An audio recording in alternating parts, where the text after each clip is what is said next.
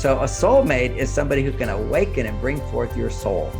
See, and the person who's going to bring forth your soul, that soulmate, is going to be someone who triggers you to feel all of the painful feelings in childhood that got pushed down. Hello, passionate listeners and watchers. Welcome to Passion Harvest. I am Luisa, your host.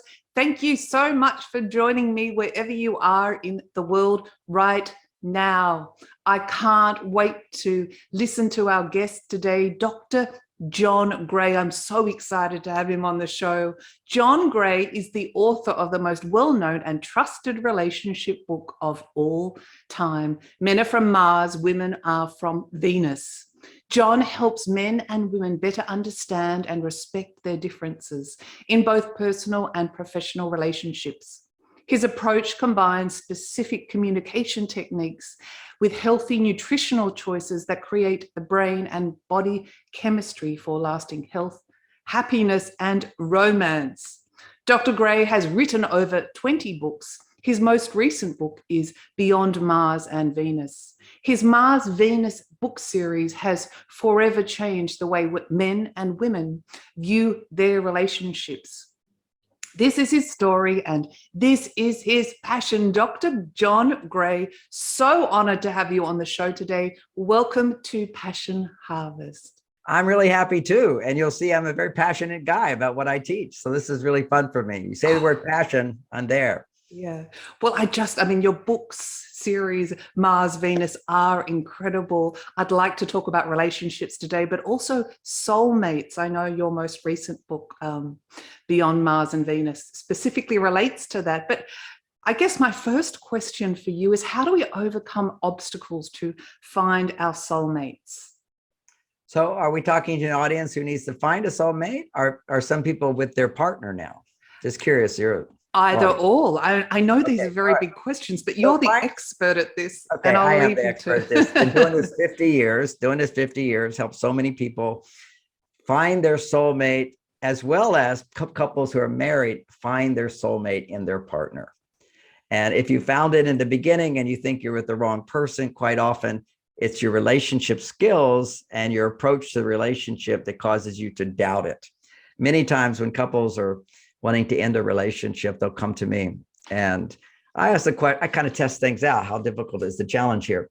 And I'll say, well, can you remember a time when you were deeply in love with your partner? And these people married 10, 20 years. And they'll say, well, I don't think I really love them. Now, if you actually ask them on their marriage day, do you really love them? 99% would say yes. But you see what happens, love, you can't just, if you love someone, you can't always feel it, but the love is there.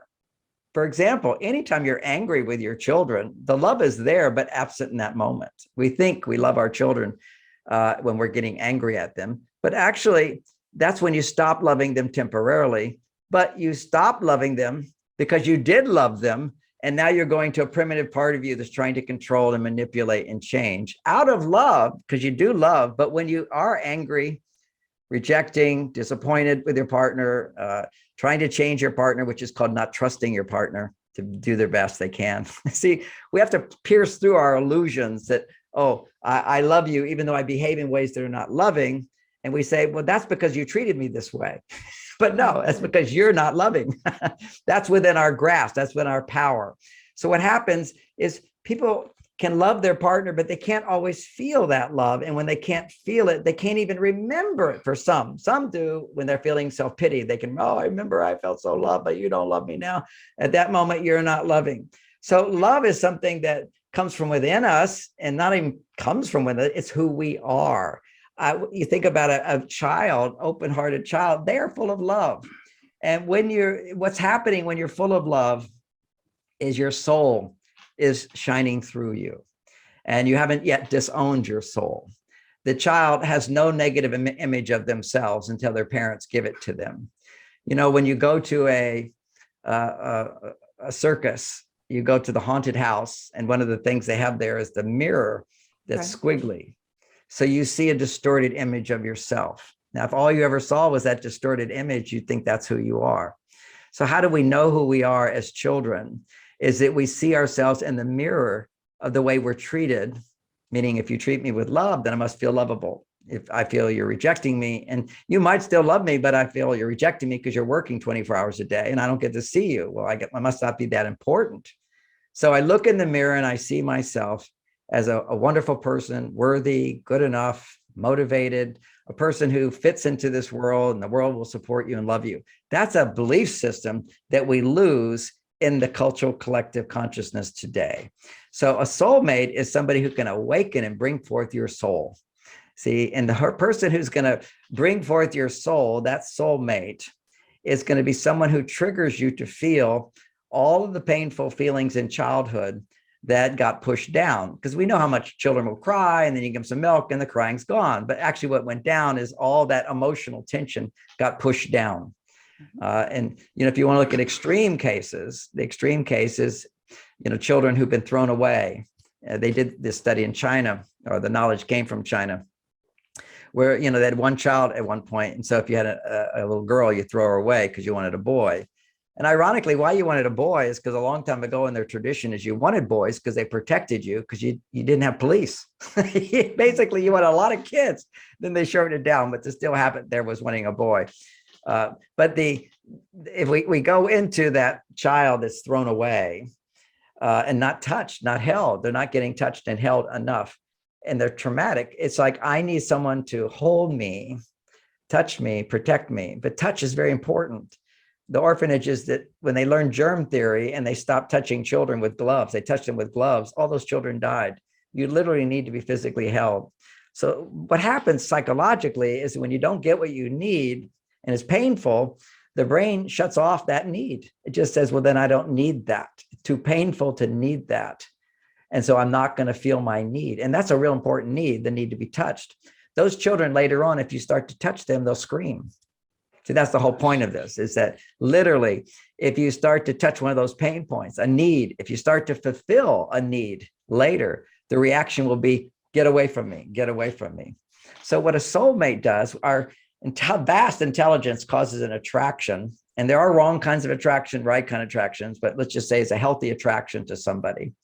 And you feel happy, you feel present, you feel safe, you feel good, all those things, meaning that person is pulling out your soul. And anything that helps to bring out who you truly are, then every part of you that's resistant to being who you are will begin to come up. So your soulmate is somebody who triggers unresolved, processed feelings from the past. And I like to read a little quote, and then we'll have more conversation, discussion. I realize I just started out with all that, but I want to set a foundation. That was fantastic. Thank you. But there's a quote here from Carl Jung. He's a famous psychologist that had a big reputation, and have to say a bit of my work on the differences between men and women came from him acknowledging how important it is to integrate the two parts of us. Because we all have a male side, we all have a female side, and it's very important how we integrate them. And one of the big challenges in the world today, which is often why we often pick the wrong partners, who we don't have healthy attraction for, but we have unhealthy attraction. And, if we don't think we have unhealthy attraction, well, I'll give you an example. I'm attracted to ice cream all the time, and that's not a healthy attraction. You would look at the majority of men on the planet right now who are attracted to fantasy sex, which is porn, massive industry. And you look at the majority of women who are disappointed in their relationships because their husbands are not fulfilling their fantasy of a romantic relationship. We have to come back to reality here. And we can add to that the whole Facebook phenomena of people getting addicted to looking at again and again, look at that person's happy, that person's happy, and who am I? I'm not happy. So it causes massive depression, whatever. And all those people out there are fake. Meaning you take a snapshot, it's never the whole picture. I have a family of 7 children, 2 parents. There was never a time where everybody was happy with each other. But when you see a picture, everybody says, smile. And we all go into smile. Yeah. You could be in the perfect soulmate relationship because they're triggering you to get in touch with the things that keep you from being fully in love all the time. That's a possibility. Okay. Now for me, I'm in love all the time. And I have to preface that. My wife died 3 years ago. We're married 34 years. And having processed a massive amount of grief. I mean, I wanted to die. I cried and screamed. Oh, I couldn't sleep for months and whatever. And nobody even came to my house. I didn't want anybody. I just want to go to hibernate, and if I didn't kill myself, and of course I wouldn't, because I have a conscious mind. But what happened, one of my friends said, well, don't you believe in heaven? I said, of course I believe in heaven. Well, your wife's happy. I say, I absolutely know my wife's happy. She talks to me from the other side. I get that. But there's a subconscious part of me that still thinks that I can't have love unless she loves me. That's called attachment. See, when you're attached, this is Freud explained this, and people have to understand this, is that when you're a child, you need love. And so we all need love.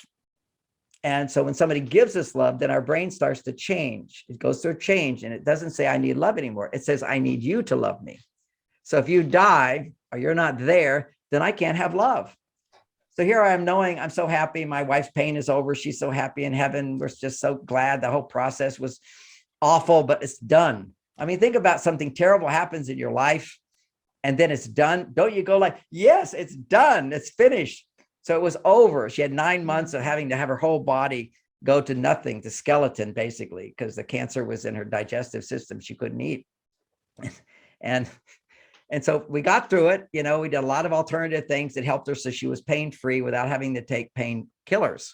Okay. So that was amazing. So doctors said, we never seen this before. So it's a pain-free.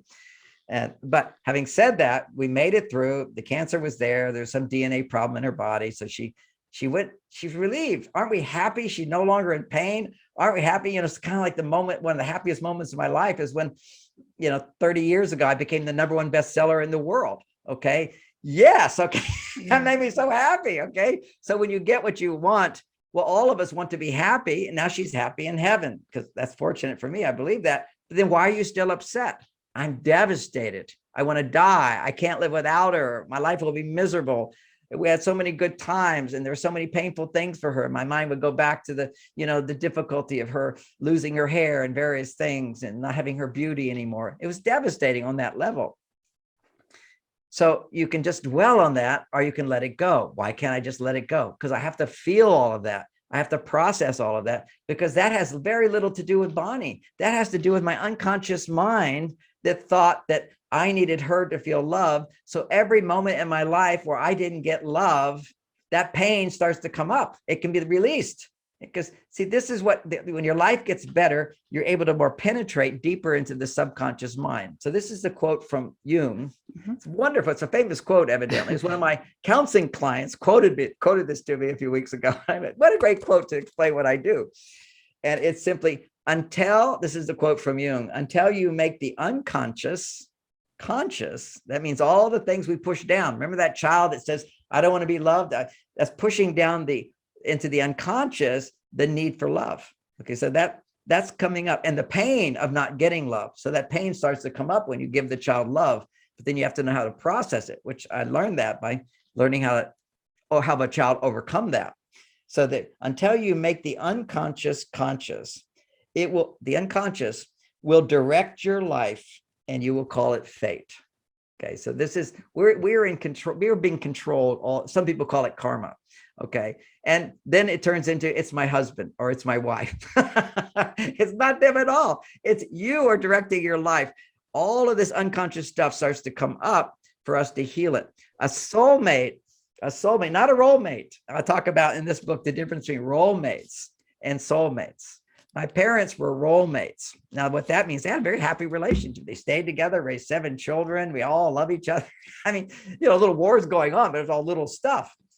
Because they were role mates. Role mates are not, they're living in a world where their primary needs are survival and security and personal achievement. Maslow talked about this. He said that their basic hierarchy of needs, nobody worries about having a soulmate, whether your partner is a soulmate. If you're just trying to survive, you just want heat. Well, food, water, and shelter, the basic principles. Food, water, and shelter. That is your only thing that helps you. And so my counseling of those people would be worthless. They're not in a place where they're at the higher emotional need, which is the need for love. See, we're not conscious of a need for love until we're safe. We're surviving. We're safe. We have self-esteem. And at that point, we want to be able to have intimacy. And that's what he said. Basically, it's a higher need. And when you fulfill that higher need, then you can begin to self-actualize, which is pure compassion, happiness, joy, compassion, friendliness. These are higher places that we can get to. Now, it's taken me 70 years to get there, right? So, but this is what we can look forward to. And the only doorway to that full self-actualization and the higher level of unconditional love and compassion is intimacy.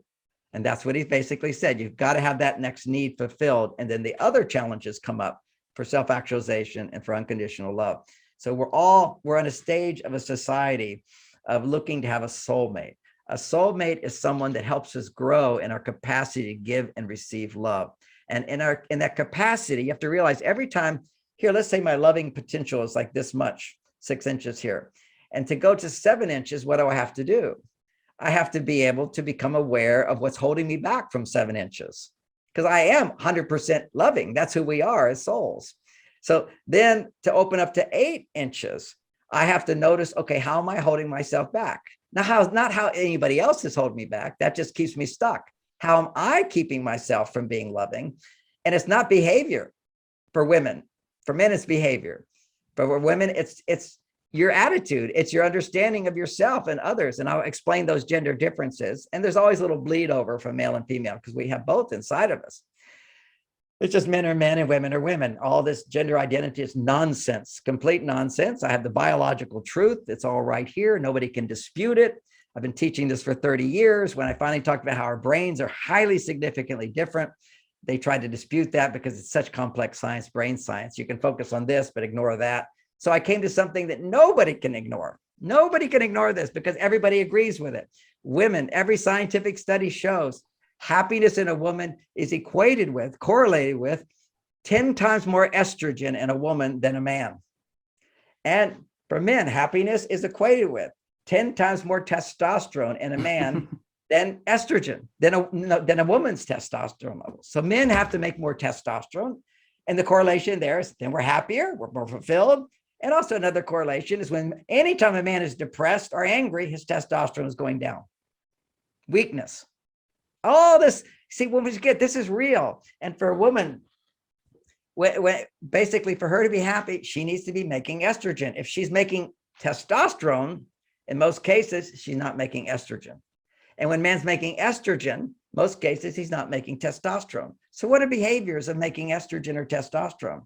Well, whenever I do anything I would like to do, enjoy doing, I love doing, I'm happy doing, I'm making estrogen. Whenever I'm doing anything that's hard to do, difficult to do, but I'm going to do it for a noble cause. I have a goal, I'm achieving that goal, and I'm sacrificing my own happiness to achieve that goal. That's your male side. That's testosterone producing. When I lift a weight, just a simple logic. You have heavy weight. If I have a light weight, I just enjoy this so much. Nothing's happening as far as testosterone. You want muscle, you need testosterone. I push something that's difficult. It exhausts me. It pushes me hard. That's testosterone production. When you do too much easy, you become weak if you're a man. So historically, we look at what used to be called playboys, right? They were children of rich parents. They didn't have to earn money. They already had it. They never went through the challenges of overcoming the sacrifices it takes in order to earn money. They got it. Everything was easy for them. So they're weak. They can't make a commitment. They can't sustain attraction for a woman. They fool around all the time. They fool around. They're addicted. They're cocaine addicts. They're alcoholics. That's one version of how you get there. The other version of how you get there is just having a weak masculine. Boys who don't grow up with father role. If you don't have a father, unless you get a mentor, now you can get a mentor, but if you don't have a role model, you're growing up stage of life where a mother is admiring that man and that man is behaving in an admirable way, your male side does not develop. Your testosterone levels are diminished. And so what we see today is 70% of Black boys don't have fathers, 40% of white boys don't have fathers, diminishing father. The average 20-year-old has, 40% less testosterone than a generation ago. This is crazy. There's infinite teenagers. There's infinite 20-year-olds. This is insanity. And when your testosterone is low as a male, you have an addiction to pornography because pornography will temporarily make you feel like you're a stud because your subconscious mind, remember, we're ruled by the subconscious mind. Everything we do is controlled by that. particularly when you're in a soulmate relationship, because anybody that opens you up to feel like I finally can be me, that's a soulmate. Somebody who brings out the best in you will then bring out the worst of you. And you have to have this one important lesson to grow in a soulmate relationship, is when the worst of you comes up, to recognize it's not about your partner trigger. Your partner triggers it. Okay. They behave in a way that awakens some part of your subconscious mind. The point I'm making is you could be with your soulmate and over time think they're not your soulmate because you're not dealing with your issues. You could also meet your soulmate and not know that they're your soulmate because it's not the time for you to know they're your soulmate. You have to grow enough within yourself to know who you are. And then you automatically, your attraction will be to the right person. And you'll know, but you don't know right away. There's stages of this. First, you go through an attraction stage, then you go through an uncertainty stage. It's normal, even when you're the perfect person for you, it's normal to have an uncertainty stage. Then there's the commitment stage where you have all kinds of problems, because when men go in the commitment stage, they get lazy and women overgive, and then resentment builds up and the passion starts to go away. If you make it through that stage, then you have the real intimacy stage. The intimacy stage is where you're also having great sex, which really opens you up to your feelings and emotions. You see, when you have sex with someone, you're being naked with them. When in your life were you naked with somebody? You're right with your mother. You're naked and your mother is cleaning your body. She's holding you and all these things.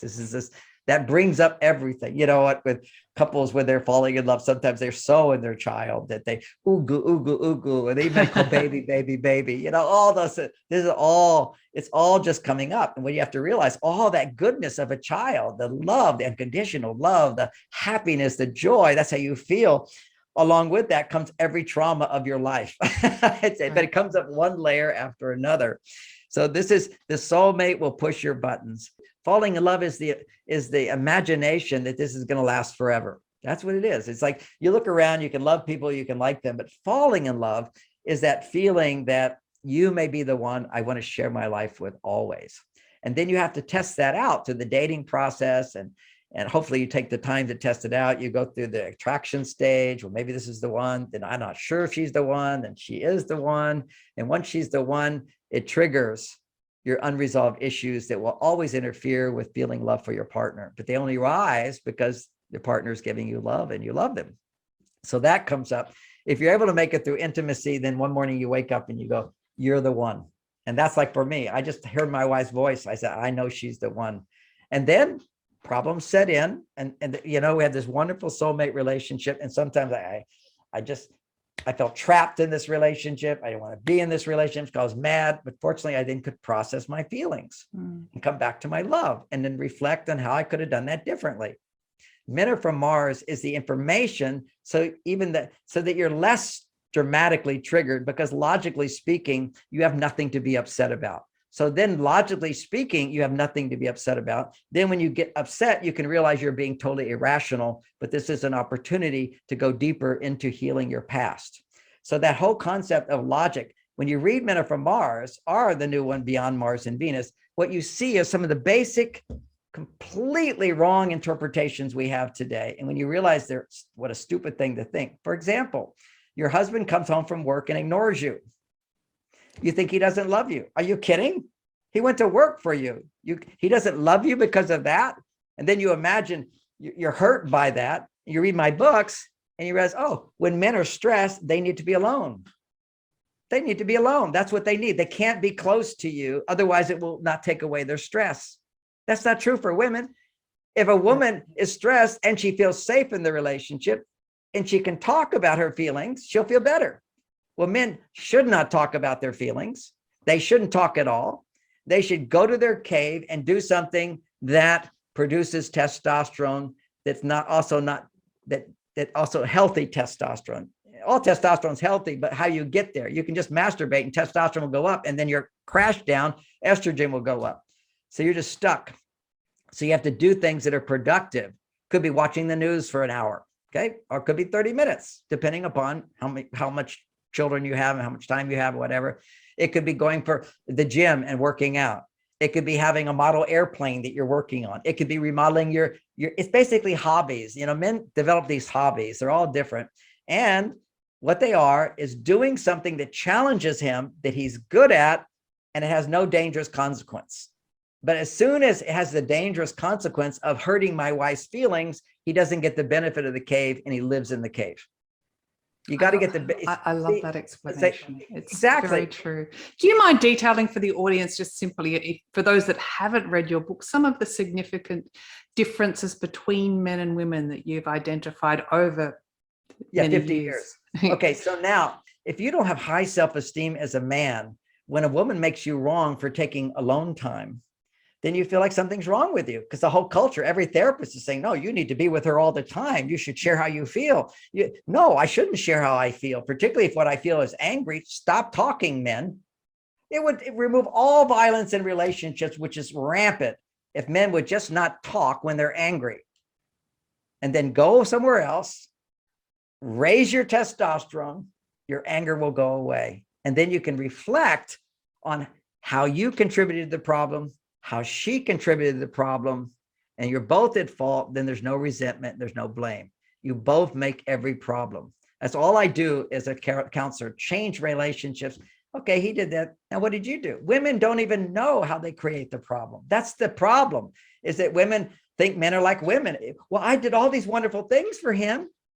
He ignored me, and I was so nice to him, and I made him a meal, and I did this, and he kept ignoring me. I said, oh, so you're rewarding him for ignoring you. I'll tell you the funniest story. He was a very intelligent Harvard graduate couple. And what she says, he wants his cave. He wants his other apartment. We have this place together. And then he says, he doesn't call it cave. They're just learning about my material. But she says, he won't even have a key to the house. He wants to knock on the door and have me open the door for him when he comes to our shared house. I said, that's crazy. Why can't he have a key? He won't take a key. He won't get a key. And so when he knocks, you open the door. She says, well, of course. I said, that's stupid. Why are you going to reward him for some unrealistic expectation and demand? She said, well, what am I supposed to do? Don't open the door. You can send him a text if you want and say, when you get a key, here's a key, put it on the door, keep it. Otherwise, you're going to have to not come in. You have to have boundaries. See, women don't have the healthy boundaries. Their only boundary is to complain. That's not a good boundary. Complaining only pushes his testosterone down. How to set boundaries. It's a whole course. We teach that course at marsvenus.com. It's called How to Get Your Me Time. Set the boundary where you learn how to be happy without depending on a man.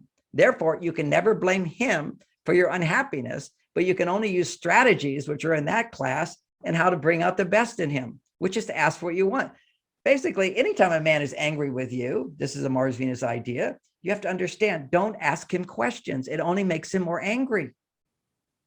Don't ask him questions. And if you're talking and he's getting angry, then take a time out. And then if he gets angry with you, say, you're being a bully, and walk away. Don't talk.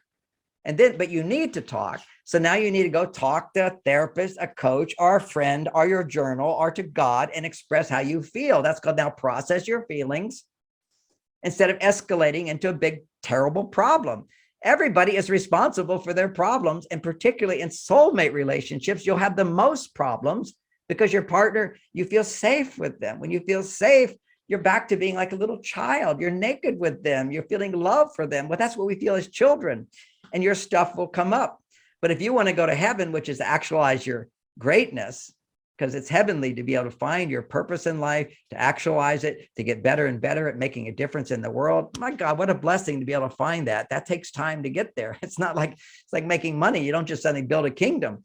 It takes time. But if you're optimistic and you're actually doing it, every step is very, very fulfilling along the journey.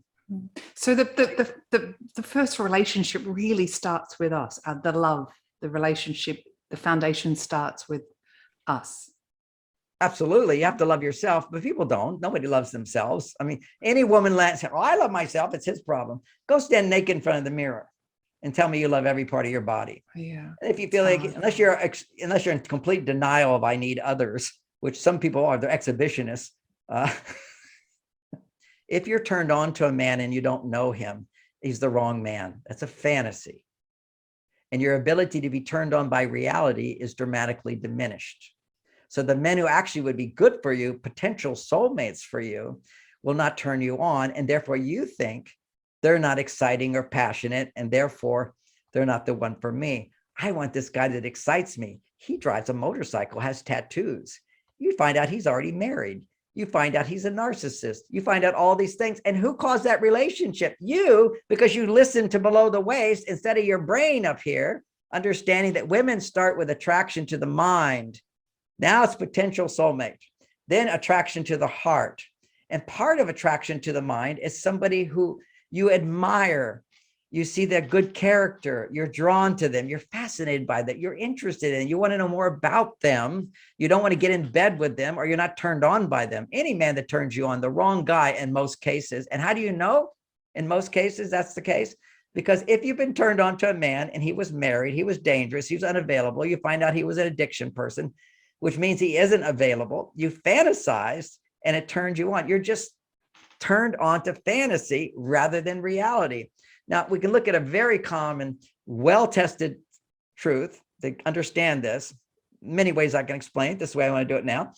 When men are turned on by these fake women on the screen, okay, there's women that, look, when I was a little kid, it's total immaturity. I saw a naked mannequin and got turned on, okay? But that's actually more real than actually looking at a picture. That's just a piece of paper. So basically, that's fantasy turns you on. The more you now look to fantasy, depend on fantasy to turn you on, and then ejaculate, that's called boys masturbating, then what happens is you now become addicted to fantasy, and your ability to be turned on to reality diminishes. Cocaine does the same thing. Cocaine stimulates the brain chemistry that's produced by fantasy. Fantasy produces it, but dopamine does. Cocaine does. After you take cocaine, your capacity to enjoy life is diminished 30%. Biologically proven, 30% of your dopamine receptor sites close down, become unfunctional. It takes a long time. It takes time for those receptor sites to open up. So while they're down, you feel bored, flat, despair. So you seek your cocaine to give you more dopamine. And that then stimulates, pushes the receptors down even more and more and more. Every time that boy masturbates, depends on porn to turn him on, depends on the woman with the short skirt to feel his sexual arousal. His ability to be turned on to a modest woman, a loving woman, a caring woman, it becomes diminished. The flip side happens for women when they get turned on to somebody who hasn't earned it. You earn a woman's being turned on by treating him with huge respect, by truly hearing her, appreciating her mind, respecting her feelings, and then respecting her through the way you make love and have sex, taking her into consideration. Those are all the things that then, if you're turned on, you're with the right person. Attraction should tell you, but you have to be in balance within yourself. And nobody who's having problems is in balance within themselves. Now, some people who are very happy and fulfilled and truly are that way, why? Because they're in balance in themselves. And what's correlated with that is he's got healthy testosterone levels and not unhealthy estrogen levels. That's the real big problem there. Now you can have, you see so many couples, they're happy. My parents were happy all the way till they died with each other. They didn't even think about divorce. What was that for? Well, today people want more. They want what you're talking about. Passion. They want to feel that attraction. They want excitement. They want to feel connection. They want to feel special. They want to feel important. And what I was talking about, if you want to have sexual prowess, men, to the ability where you can have orgasms, the only way you can do that, by the way, is you don't ejaculate. You learn how to have orgasms without ejaculation. I have a class, other people teach classes on this. It's certainly possible. It's beyond the thoughts of anybody, but you have to give up your addiction to ejaculation. And what frees you from that is a hormone that your body produces more and more over time, of when your partner actually has an orgasm. And this is measurable. When a woman has an orgasm, man makes love with her and she has a real orgasm, then what happens is his body will now make prolactin. He'll make a little prolactin regardless, which causes the recovery period. So it means he won't want to have sex for several hours, or he doesn't want to have sex for a couple of days. He don't want to have sex for 5 days. If a woman has a full-blown orgasm, and she'll send messages with her high estrogen to his brain, and his brain will make a huge amount of prolactin. Prolactin inhibits his addiction to ejaculation. He won't feel the need to ejaculate. And if he's an immature man, doesn't yet matured, which is the older you get, the more you have the potential to mature. I'm 70 years old. I'm a mature person. Things don't bother me. I understand the way the world is. You have realistic expectations. Well, what's being fed into women is unrealistic expectations of men. You all live in a fantasy world of what makes you feel romantic. And because when your fantasy is met, which happens biologically in the beginning of a relationship, just because there's newness. But once familiarity sets in, the fantasy goes away and you no longer lose the passion. So you don't want to be dependent on fantasy ever, which again, everything I say is contrary to what most therapists teach. They want to encourage fantasy. No, this is, you want to be turned on to your partner. You're not turned on to some fantasy or some fake scene or whatever. Clearly, it will cause you to get all excited. Yeah, if you can't get excited, then take cocaine. There's drugs that will actually, you want to have reality. And reality is what allows you to grow in your ability to love your partner and know that when you're a soulmate, they'll trigger you. You'll have the opposite feelings of an open heart. And that's your business. That's your bathroom time. You have to process that. You don't fart in front of her or on her. Although some people like that. Like all fantasy, stimulating things that are aberrant and out of balance. Love, it's beautiful, beautiful love and sharing and reassurance. Women need lots and lots of reassurance that they are the special person. And a man also, deep inside of every man, we are born to serve. We're born to help. We're not born to hurt. The last thing any man truly wants to do when he's in touch with his true soul, he doesn't want to hurt anyone. I'm sure so many people, women come to you or men and say, I want to be in a relationship. I want to find my soulmate, and they're not coming. Yeah. Okay. So what's your advice? my advice, the first thing, if that's been your experience, all right, if that's your experience, then you are putting out the wrong messages. First of all, you're attracted to the wrong people, or the wrong people are attracted to you. So if somebody's attracted to you and you're not turned on to them right away, there's potential. Then when you go on dates together and you speak your mind freely, you never do people pleasing. Never do people pleasing. That's your obstacle. Anything you do to please the man, you're going in the wrong direction. You'll never find the right guy for you. If you have the pattern in your life where, why am I not getting there? Well, you're a people pleaser. Or you're the opposite of people pleaser. You're a terror. You're a Karen. That's a new word now. You're a Karen, forget it. Okay. You got to learn to love yourself. Okay. Even before you deal with your lower stuff. Okay. Intimacy will bring up your stuff.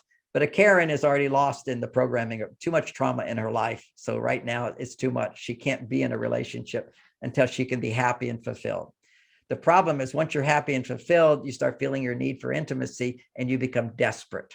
Also desperation as you're getting older, you're 36 years old, you want to have kids, you're desperate. So what you do then is you put out a spray that makes you attracted to the wrong person. The wrong people will be attracted to you and also then be turned off to you. It can't last. So simple, practical step, start dating.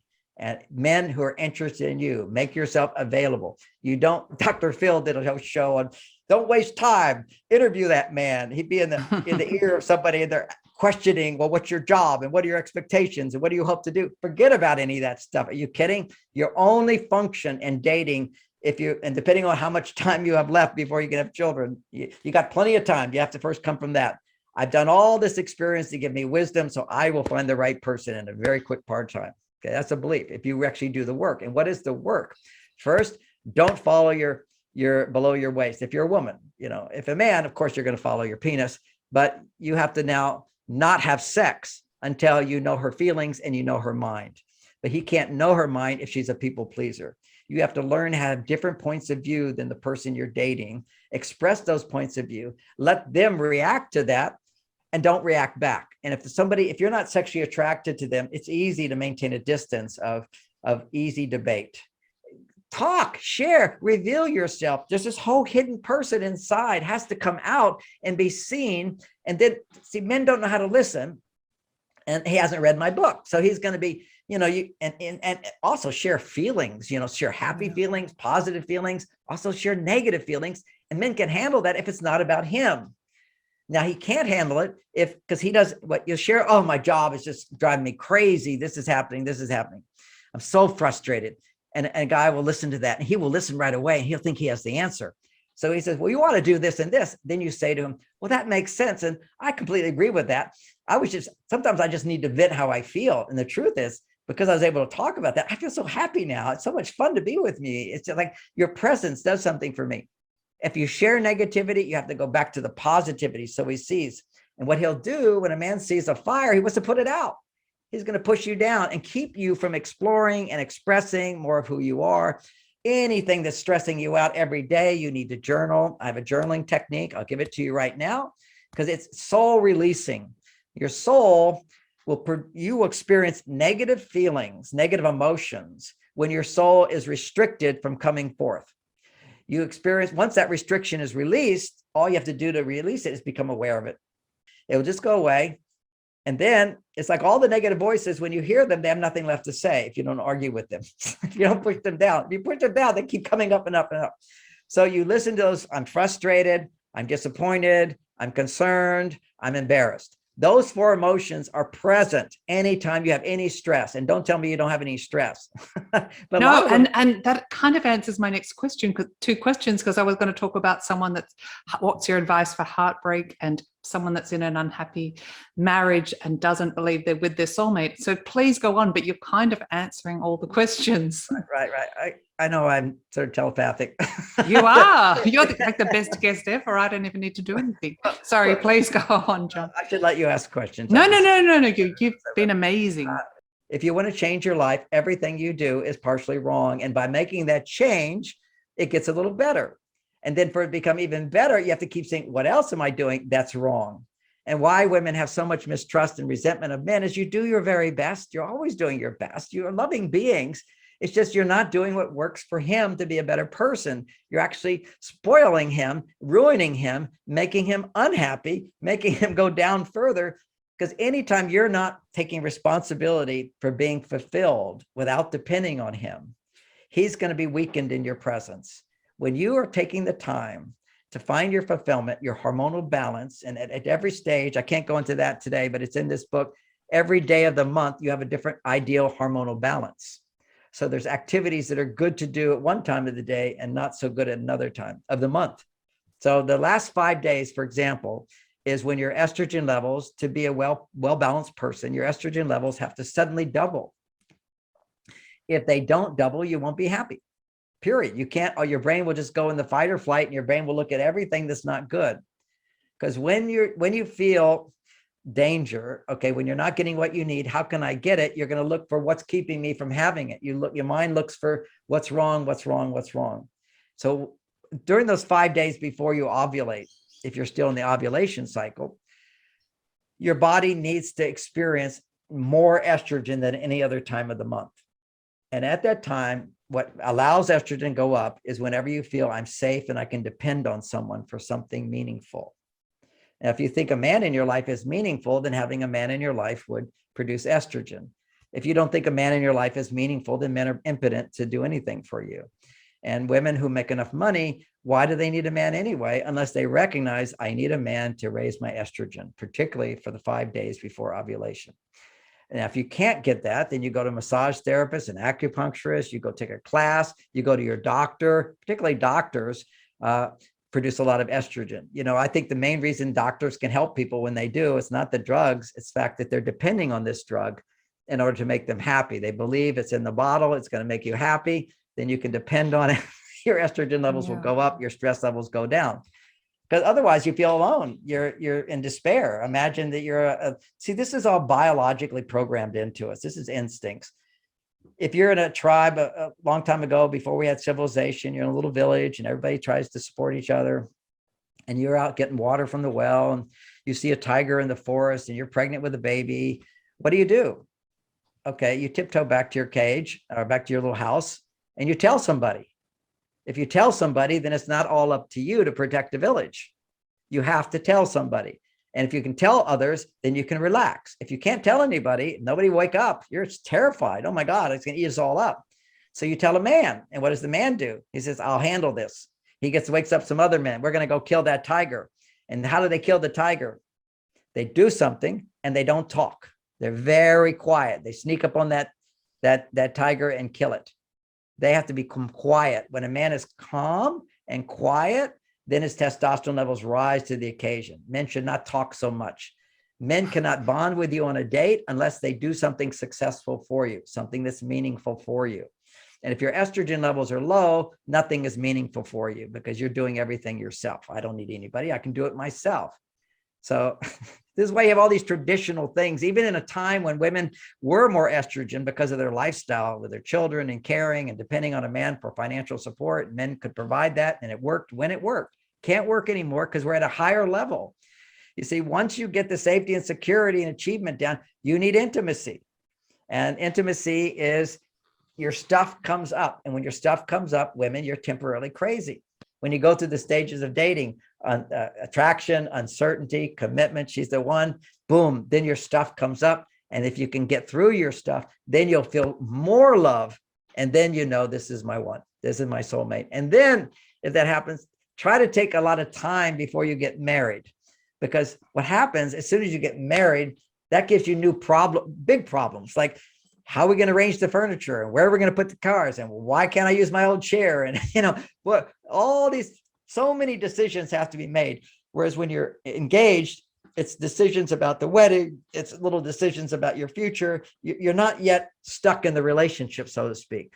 And I say to women, your whole power to bring out the way you want your relationship to be happens before you get married. You have tremendous power to get a man to do the things you want him to do if it's before you get married. Because a lot of times women postpone that and say, well, when we marry, then I can ask for this and want this and change this and whatever. No, you set it up. In his mind, what he has done for you prior to marriage, that's where he stays. And suddenly you go, well, you can't go out with the guys 3 times a week. And he's going, who changed the rules? You wanted to marry me. I go out with the guys 3 times a week. So you have to gradually start doing this process where you can overcome differences and belief systems and whatever about this or this, how you're going to raise the children, whatever. But when you're not yet stuck in the relationship, but once you're made that commitment, it's really unfair for her to come in and say, now I require more. Now I require you to change. And this is what women do. Men, and it's unfair of him to just stay stuck. Okay, clearly. He should continue to adapt and change how the relationship grows. He has to change, but she has to back off from trying to change him, making her happiness dependent on how she changes him. She can then employ the skills I teach, how to motivate any man to do whatever you want. Remember, when you're getting married, he kneels before you. I give my life for you. That's called respect. Never say to a man, I don't feel appreciated. Say to him, I don't feel respected. That makes sense. Of course, he married you. He appreciates you. What are you looking for? Something.